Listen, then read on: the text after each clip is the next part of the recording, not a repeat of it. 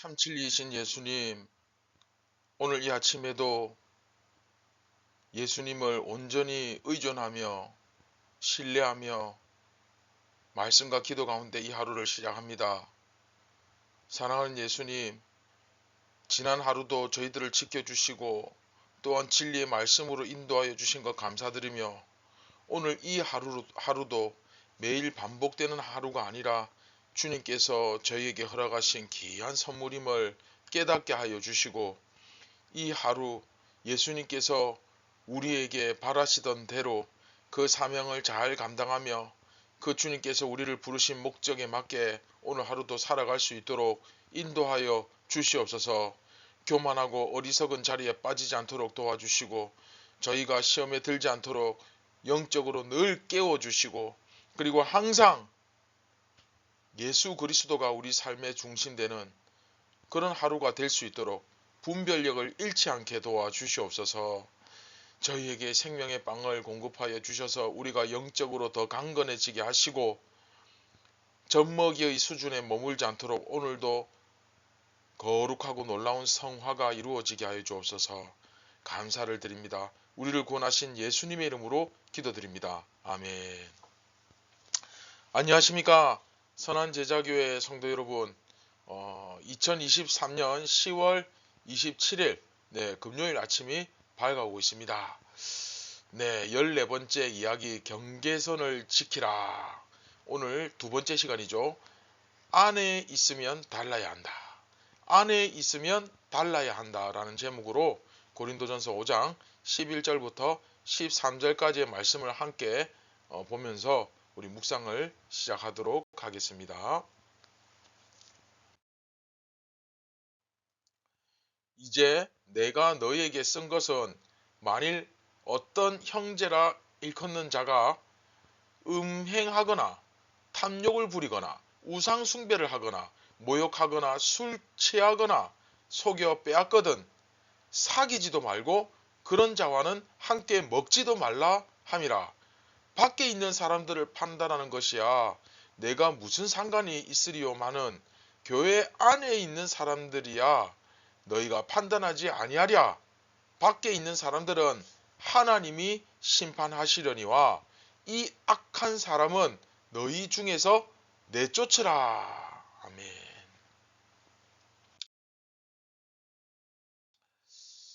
우리 지난 시간까지 이제 우리 그리스도인들이 세상과 벽을 치고 살아가는 것이 우리들에게 주어진 부르심이 아니다. 그러지 말아라. 그렇죠?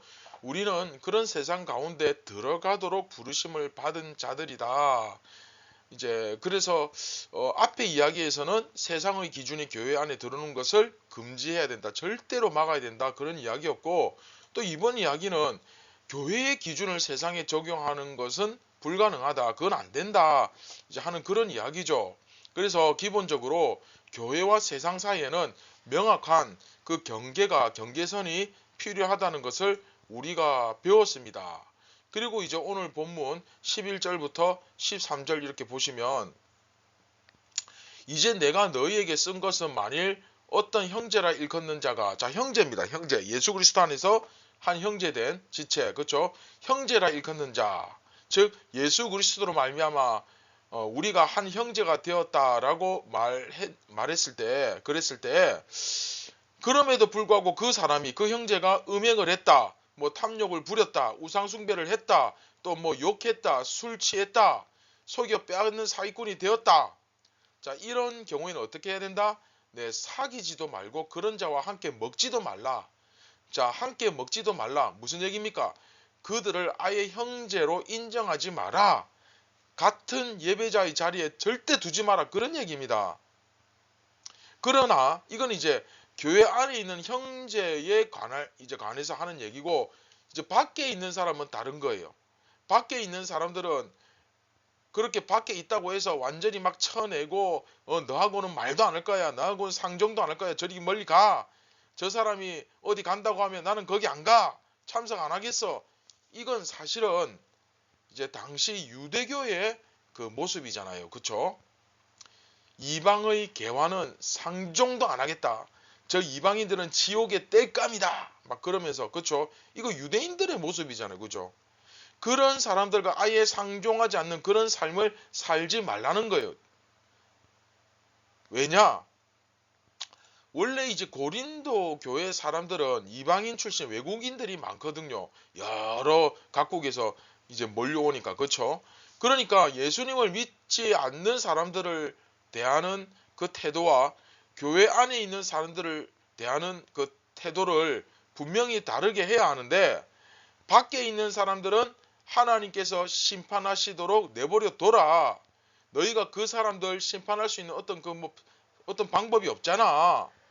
그건 하나님께서 심판하실 거고 하나님께 맡기고, 그러나 교회 내에서, 교회 안에서 이런 악한 자가 있을 때는 무조건 내쫓아야 된다라고 가르치고 있는 거죠. 어떻게 보면 정작 교회 안에 있는 예수 믿는 사람한테 너무 기준이 엄격하고, 교회 밖에 있는 예수 안 믿는 사람한테 굉장히 관대한 것 같죠. 그렇죠? 자, 왜 이럴까요? 예수님을 안 믿는데 술 마시고, 예수님 안 믿는데 방탕하고, 전보로 다니고, 말 함부로 하고, 남의 것을 갈취하고, 그렇게 했을 때 이건 무슨 얘기냐면 사실 지극히 정상적인 모습이에요. 예수님을 모르는 사람은 얼마든지 그럴 수 있잖아요, 그죠? 그런데 자기가 예수님을 믿는다, 나는 교회의 회원이다, 이러면 이제 달라지잖아요, 그쵸? 그렇게 말하면서 음행, 탕료, 우상숭배, 뭐 술취함, 모욕, 그쵸? 어떤 욕짓거리를 하고 어떤 갈취를 행하고 이랬을 때, 이것은 절대 이런 부류는 형제로 여기서는 안 된다는 거예요. 그쵸? 내 그 사람한테 친절을 베풀고 할 수는 있지만 우리 형제는 아니라는 거예요. 이 분명하죠, 그쵸? 예수를 안 믿는다 하면 문제가 안 됩니다. 그런데 예수님을 믿는다 하면 이런 행동은 굉장히 큰 문제가 되는 거죠. 심각한 겁니다. 이게 바로 14번째 이야기 처음 시작하면서 말씀드린 두 가지 태도와 경계선의 핵심이죠. 여러분 이해되셨습니까? 예수님을 안 믿으면 상관없어요. 그러나 믿으면 이건 굉장한 문제가 되는 거죠. 결국 예수님을 믿는다고 했을 때는 과거하고 예전하고 똑같이 살면 된다, 안 된다? 안 된다. 심지어 예수님을 믿은 이후에도 계속해서 똑같이 살면 안 됩니다. 믿은 이후에도 계속 변화돼야 돼요. 이제 예수님을 믿으면 나에게 적용되는 법이 이제 바뀌는 겁니다, 이게. 예전에 알고 있던 그런 기준과 도덕적 기준과 법이나 상식 가지고 여러분들을 재단하면 안 돼요. 그런데 그럼에도 불구하고 내가 예수님을 믿는다고 해놓고도 여전히 나는 그런 과거와 또 어제의 내 모습, 그저께의 내 모습, 지난달 내 모습, 작년의 내 모습, 그런 모습과 똑같이 살아가고 있진 않은가. 전혀 변화된 것이 없고 변화되어 가지도 않고, 네, 그러면 여러분들은 지금 죄송하지만 살아가고 있는 것이 아니라 지금 죽어가고 있는 거예요.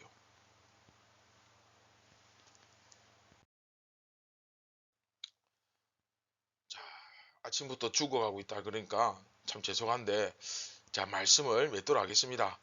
사랑하는 선한 제자교회 성도 여러분, 내가 예수님을 믿느냐 안 믿느냐, 이것은 그렇죠, 굉장히 중요한 문제입니다. 이것에 따라서 여러분의 그 기준과 태도는 완전히 달라지는 거예요. 왜냐하면 내가 예수님을 믿는다는 것은 어떤 의미입니까? 예수님을 믿는다는 건 일단은 전혀 새로운 차원의 문제입니다. 이게 새로운 피조물, 그렇죠? 온전한 유월절을 보낸 사람, 새 이스라엘, 그렇죠? 우리의 기준, 우리를 향하는 그 잣대가 완전히 바뀌는 거예요. 여러분 한번 생각해 보세요. 내가 그냥 중학생일 때, 초등학생일 때의 그 신분하고 내가 가르치는 선생님이나 대학 교수가 되었을 때 하고 그 기준과 잣대가 똑같습니까? 그쵸? 또 교도소를 들락날락하는 교도소 잡범하고 그 범죄자를 잡는 경찰하고 살아가는 기준과 태도가 여러분 같을 수 있습니까? 범죄자는 뭐 얼마든지 사기쳐도 이해가 됩니다. 원래 그런 놈이니까. 그렇죠? 그런데 경찰이 사기꾼처럼 사기를 치고 다니고 치러 다니고 마약쟁이처럼 마약을 팔고 다니고 하면, 야 여러분, 그러면 안 되는 거 아닙니까? 상식적으로.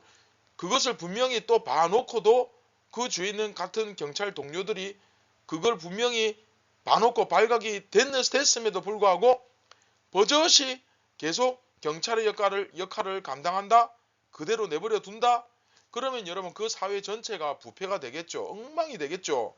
네, 그럴 수는 없는 겁니다. 그러면 잘리죠, 사실. 당장 그만둬야 돼요.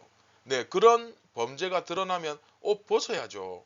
그런데 교회에서는 어떻습니까? 그렇게 해도 안 잘립니다. 잘리면 다른 교회 가면 됩니다. 옷 안 벗습니다. 소위 어떻습니까, 여러분?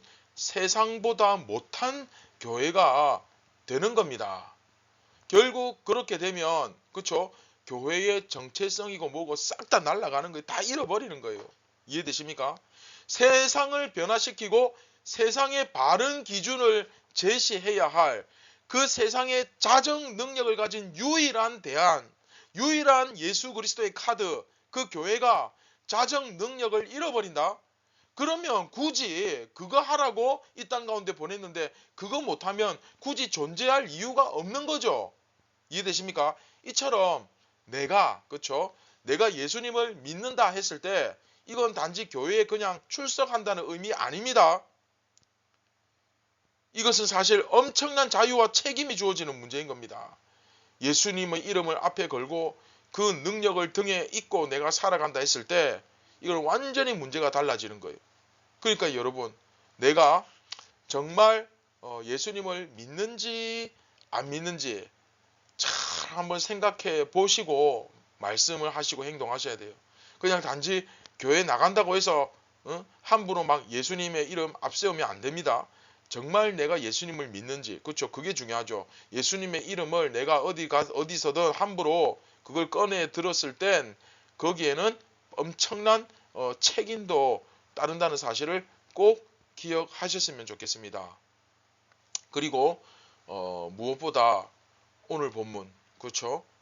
오늘 이 말씀을 우리가 깊이 한번 묵상하고 생각하시면서 정말 내가 누구인지를 확실히 좀 알았으면 좋겠어요. 그래서 나에게는 지금까지 세상의 법, 이 세상의 법이 적용되어야 했는가? 아니면 교회의 법, 그렇죠? 이 교회의 법이 지금 나에게 적용되어야 하는가? 도대체 어떤 법이 지금 나에게 적용되어야 하는지 한번 그런 것도 살펴보시고, 그리고 여러분의 삶을 어떻게든 온전히 예수님께 맞추고 또 예수님의 그 발끝에라도 미칠 수 있도록 몸부림치고 발버둥치는 그런 여러분들 되셨으면 좋겠습니다. 그래서 여러분들의 삶을 바로 잡을 수 있기를 주님의 이름으로 축원드립니다. 네, 말씀을 기억하시면서 우리 함께 기도하겠습니다. 참 좋으신 예수님, 다시 한번 감사를 드립니다. 정말 지옥의 불쏘시개 뗄감과 같은 인생, 저 쓰레기장의 쓰레기와 같은 인생, 도저히 회복이 불가능한 인생, 이런 인생을 주님 손잡아 주셔서 전혀 다른 삶을 허락하시고 영생의 기쁨을 허락하시고 하나님의 자녀로서 감히 감당할 수 없는 놀라운 일을 우리에게 감당할 수 있도록 맡기시고 능력 주시고 힘 주시는 예수님, 오늘도 그 일을 감당할 수 있기를 원합니다. 비록 부족하지만 그래도 잘 준비되어서 말씀과 기도로 잘 준비되어서 정말 이름도 없이 빛도 없이 후회 없이 하나님의 나라와 영광을 위하여 쓰임받는, 또 그것이 아직 준비 안 됐다면 준비되어 가는 그런 귀한 하루가 되게 하여 주시옵소서. 오늘도 온전히 예수님께 영광 돌리기를 원합니다. 우리를 구원하신 예수님의 이름으로 기도드립니다. 아멘. 사랑하는 선한 제자교회 성도 여러분, 오늘 내가 내 삶을 바로잡고 온전히 예수님의 영광을 위하여, 그 예수님의 모습을 드러내기 위하여 내가 할 수 있는 것이 무엇이 있을까? 할 수 있는 것부터 시작하시길 바랍니다. 중요한 것은 시작하는 것입니다.